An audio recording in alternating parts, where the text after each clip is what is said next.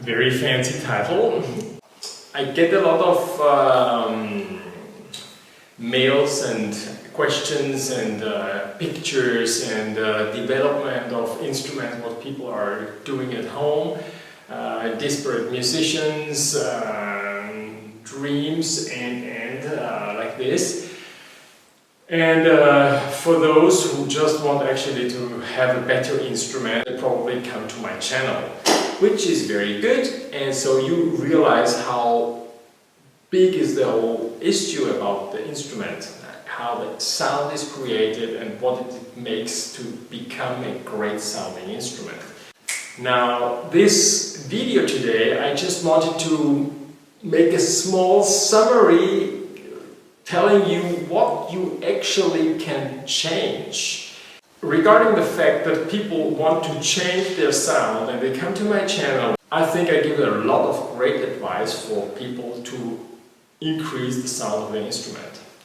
And you can definitely make a lot of better what you actually have, and most people are trying to buy even a new instrument because they're unhappy with their instrument, but actually they don't even know how much potential is in their instrument.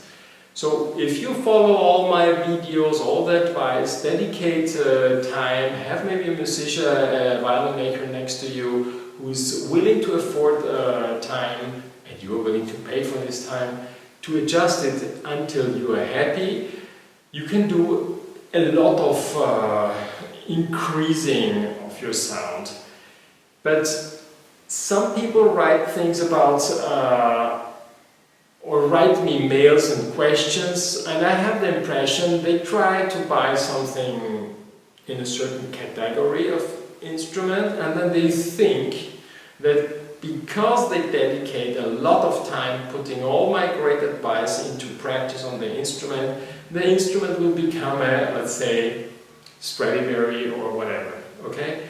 It doesn't actually work exactly like that. Every instrument, out of its category of instrument it is born, has a certain potential, and you can increase the volume, and then it responds maybe a little bit more difficult, but it becomes louder. You can adjust the sound more towards the E string or the first string on the viola, or in the A string on the cello and double bass, or more to the deeper string, so you can give a little bit more attention to one side of the instrument, to the first or to the last string. You can raise the quality of the instrument of the two strings in the middle and lower down the ones in it. So you work like this or like this, sound-wise. You can make it a little bit more focused. You can eliminate a wolf tone. You can increase the playability by making a new bridge or a better bridge, so it's a little bit more quicker, the response easier. By changing strings makers earn their money because you are unhappy with your sound, and the easiest way is to change strings, and actually strings are changing the sound, but still the category of your instrument stays in that category. So it's, let's say, I call it the character of the instrument, okay? And for a musician it's always very difficult to understand what is the character and what is actually what you can kind of park exactly to your personal tastes, expectations and desire of what you actually want. So there are two things. You have the character, and then actually I call it very cruel, less romantic, the physical constellation of the instrument, in order that it becomes exactly that is comfortable for you.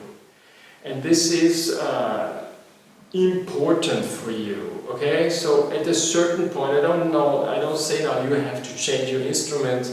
No, try to get the maximum out of your instrument, and once you see that you cannot go over, and then you see a different instrument and you try it and you say, wow, this is a different verse, seems like it sounds all by itself, then probably it's the point that you have to change instrument. I hope you enjoyed this consideration. Stay on this channel, tell your friends, and subscribe. If you're not subscribed, just push the button. I'm very happy. Okay, bye bye. Anna! Pasta! Nicht mehr. Stopp.